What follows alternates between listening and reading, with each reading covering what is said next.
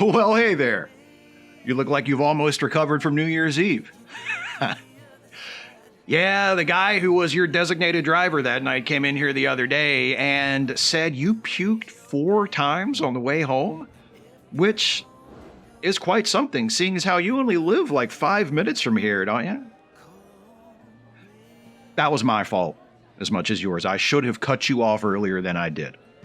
From now on, I'll factor in your personal irresponsibility a lot more heavily. Anyway, good to see you again.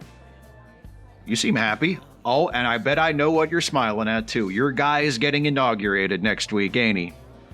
Yeah. I thought I remembered you saying you voted for him. Loudly, and drunkenly, and repeatedly. Oh, hey, that reminds me. I'll get you whatever you want in a second, but real quick, while I'm thinking about it, I'm just saying this in a general way to all the Trump voters who come in here for at least the next 4 years, okay? A few new house rules. First, don't come in here complaining about how expensive groceries are. Before the election, Trump said he could bring down the price of groceries, said he could do it easily. Then after the election, all of a sudden, he's singing a different tune, talking about how hard it is to lower prices. I do not want to hear about it. You believed him when he said he could make shit less expensive. You voted for him. Now it turns out he doesn't actually have the ability to magically control the economy. If you're remotely surprised or disappointed or whatever, that's your problem. Second, I don't want to hear about how much anything else costs or how high inflation is either. The guy said he was going to put tariffs on everything under the sun. Tariffs make things more expensive. That's just how that works.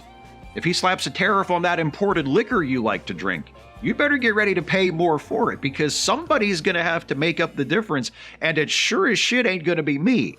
Third, this actually might apply specifically to you because you're a contractor, right? I thought so.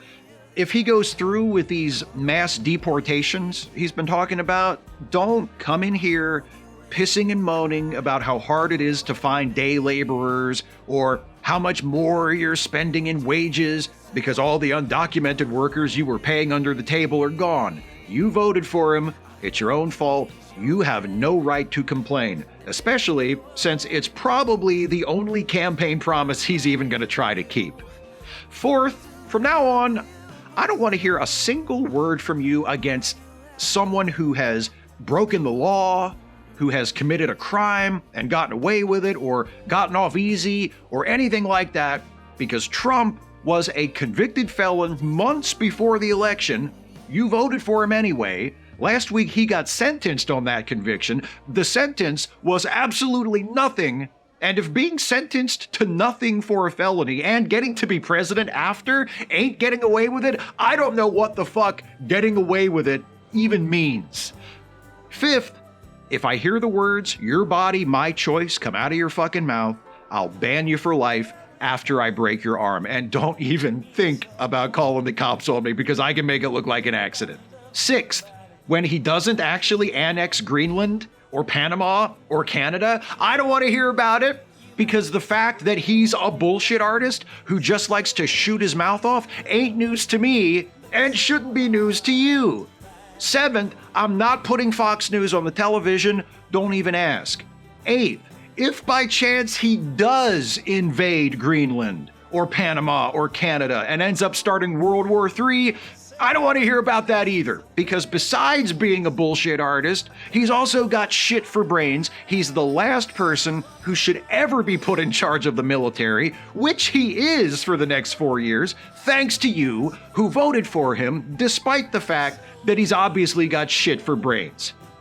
Ninth, slight change to the dress code of the establishment. From now on, MAGA hats are only permitted when worn in conjunction with an N95 face mask. And 10th, just a general rule to cover everything else I didn't mention specifically for the next 4 years, or however long he's president, or however long J.D. Vance is president, if it comes to that. If you voted for Trump, I don't want to hear any whining or belly aching about anything he does because you thought he wouldn't do that, or doesn't do because you thought he would do it.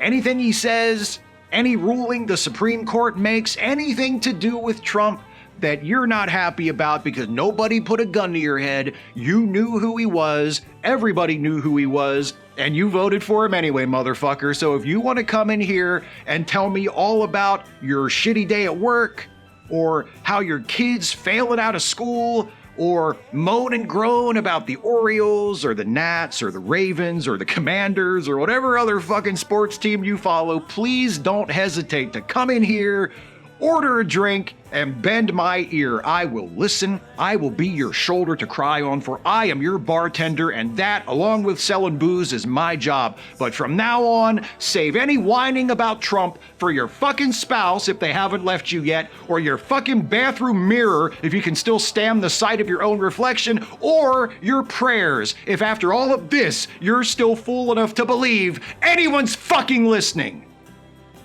Now what can I get you?